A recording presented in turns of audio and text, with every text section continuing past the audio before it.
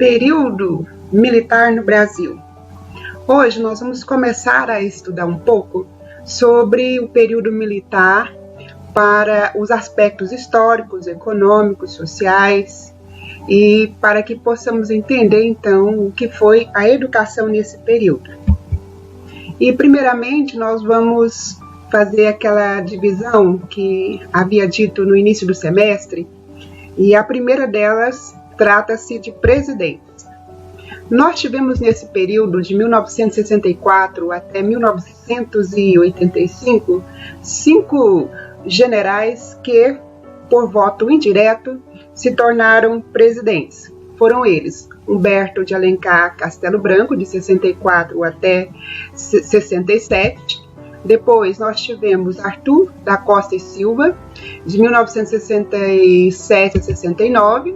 Uma junta governativa provisória, que também foi em 1969.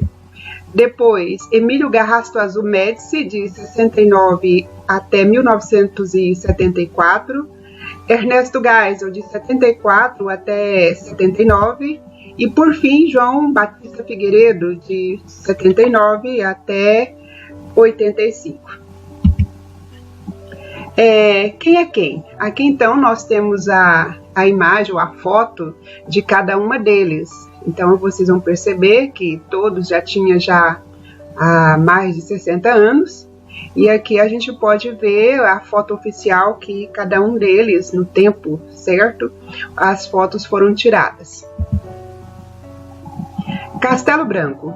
Vamos falar um pouco sobre os principais feitos, porque posteriormente vocês verão um vídeo que é, na verdade, um documentário que busca mostrar um pouco sobre o que foi a ditadura militar no país, nos seus principais aspectos. Daí vocês vão ver esses fatos que eu coloco aqui de uma maneira mais detalhada. No governo de Castelo Branco foi instituído o Serviço Nacional de Informação. Então, a partir daqui, tudo que era passado para a população, de uma certa forma, passava-se pelas mãos do governo. Foi criado o Banco Central, o Banco Nacional de Habitação, que era conhecido como BNH. Os partidos, eles foram fechados, deixando apenas 2. Que tinham essas legendas, a Arena e o MDB, e institucionou a ditadura de uma vez por todas. E aprovou a lei de imprensa, que também no documento, em forma de documentário, no vídeo, vocês verão isso de uma melhor forma. O outro governo foi Costa e Silva. Costa e Silva foi responsável pelo decreto AI-5. Lembrando a vocês que nesse período nós tivemos em torno de 17 AIs. Porém, o mais importante e o mais sangrento, vamos assim dizer, foi o AI-5, que foi nesse governo. Com ele, o Congresso Nacional foi fechado, alguns direitos políticos foram cassados, políticos também foram cassados, a imprensa, de uma certa forma, também foi silenciada e instituiu no Brasil, de uma vez por toda, o período que é chamado de repressão. E Costa e Silva teve uma doença muito grave nesse período, que foi uma espécie de um derrame que deu, e ele acabou que a gente hoje chama de AVC, morrendo, e aí acabou que deixou antes mesmo que seu governo chegasse ao fim. Com a saída dele, naturalmente, foi montada em 69 uma junta militar, essa junta formada pelo alto comando, das forças brasileiras, por 3 ministros, representando o Exército, a Aeronáutica e a Marinha, e aí instaurou por alguns meses um governo provisório. Também, após esse governo, foi decidido que Médici fosse o novo presidente do Brasil. Com ele, consolida-se o ato institucional número 5, o AI-5. Foi um governo marcado por graves denúncias de tortura, presos políticos e estudantes sofreram muito.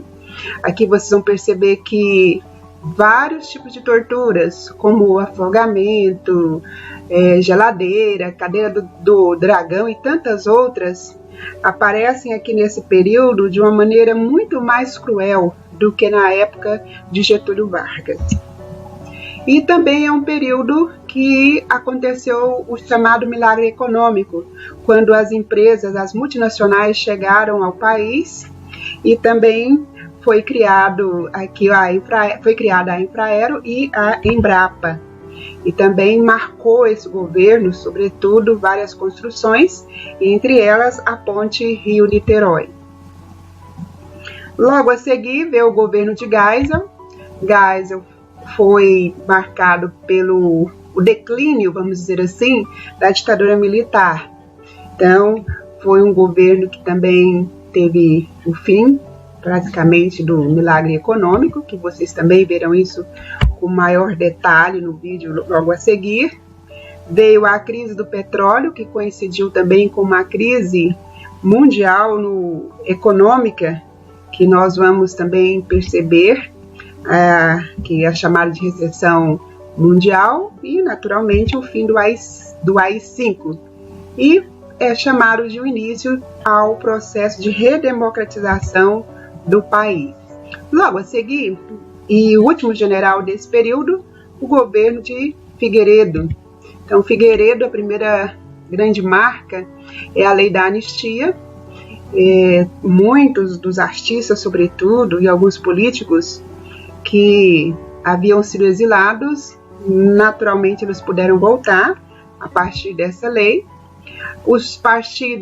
Novos partidos surgiram e entraram praticamente em ação, entre eles o Partido dos Trabalhadores, e houve aqui uma abertura muito grande e vários movimentos para que houvesse a chamada campanha das diretas já.